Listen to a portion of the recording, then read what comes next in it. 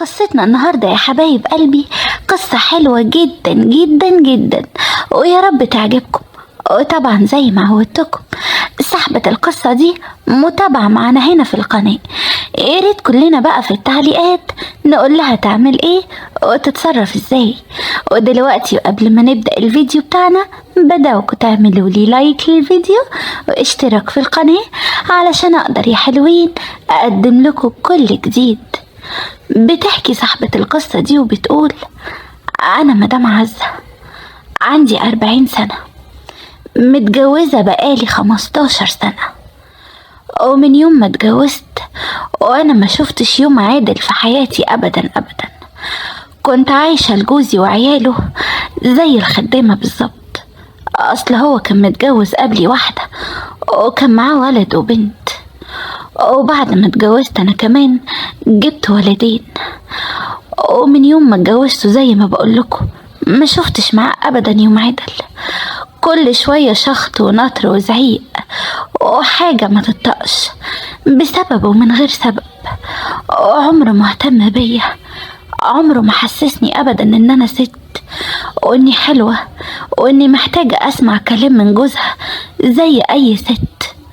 طول عمره قاسي عليا وبيجرحني ودايما بيقولي كلام زي الزفت، كلام مش عارفة، بس مش عارفة كان ايه اللي بيخليه يعمل معايا كده، مع اني في اول الجواز كان شايلني من على الارض شيل وكان ناقص يحطني جوه عينيه. معرفش بقى ايه اللي قلبه كده عليا. وفي يوم من الايام اتخانقت انا وهو خناقة كبيرة جدا جدا مع بعض، لدرجة ان انا قلت له انا هسيب لك البيت وامشي، انا خلاص ما بقتش قادرة اتحمل. وقتها ابني الكبير قال لي: يا ماما خلاص بقى، معقولة يعني انتي ما انتي عارفة بابا، معقول تاخدي على كلامه وتسيبي البيت؟ قلت له: وانتوا كمان هتقعدوا معاه، خليه بقى يشوف هيعرف يربيكوا ويعلمكوا ويعمل كل طلباتكوا ازاي. انا بجد بجد تعبت واعصابي تعبت من اللي انا بعمله هنا ومش لاقيه حتى عليه كلمه شكرا. انا زهقت وسبت ابني وسبت البيت كله ونزلت مشيت في الشارع وانا مش عارفه هروح فين ولا هاجي منين. طب يا ترى اعمل ايه في حياتي؟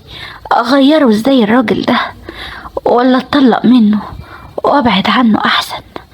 وبصراحة كان هو ده القرار الوحيد اللي قدرت اوصله. انا خلاص ما بقتش قادرة على العيشة دي، بقيت عايزة ابعد عنه باي طريقة. وخصوصا بقى ان لما بقعد مع نفسي مش بفتكر له ولا موقف واحد بس كويس معايا. علشان كده قررت ان انا اتطلق منه.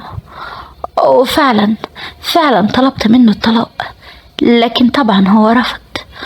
وفضلت وراه لحد ما رفعت عليه قضية خلع وكسبتها، وفعلا اتطلقت منه. وبعد الطلاق قررت ان انا اعيش حياتي لنفسي وبس. ووقتها رحت عشت عند اختي، اصلي ما كانش ليا حد في الدنيا غيرها. وبعد ما رحت عند اختي وقعدت فترة هناك ابتديت احس ان انا بتقل يعني على اختي، ويعني هي برضو ربنا يعين جوزها على اللي هو فيه. انا عارفة طبعا يعني ايه مسؤولية بيت. فقررت وقتها ان انا انزل اشتغل اي حاجة، المهم ان انا اجيب حتى مصروفي. وفعلا بقيت كل يوم الصبح انزل ادور على اي شغل. وفين بعد ما لفيت كتير قوي قوي قوي لقيت محل طالب انسة للعمل. وطبعا انا زي ما قلتلكوا ولا سني ولا حتى اسلوبي الاجتماعي ينفع ابدا، لكن قلت ادخل واجرب حظي. وفعلا دخلت ولقيت. يا ريت لو حضرتك يعني توافق اني اشتغل. وفعلا وافق، يمكن علشان صعبت عليه ظروفي معرفش. المهم ان انا اشتغلت، ومن تاني يوم نزلت اول يوم شغل. وفعلا عشت بصراحة ايام حلوة في الشغل ده.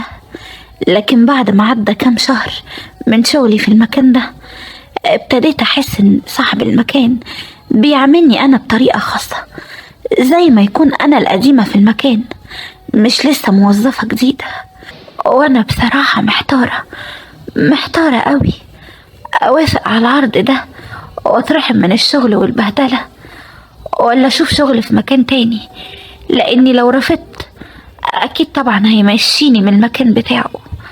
وأنا محتارة ومحتاجة رأيكم جدا، محتاجة حد يقولي أعمل إيه وأتصرف إزاي. ياريت تفيدوني علشان فعلا محتارة.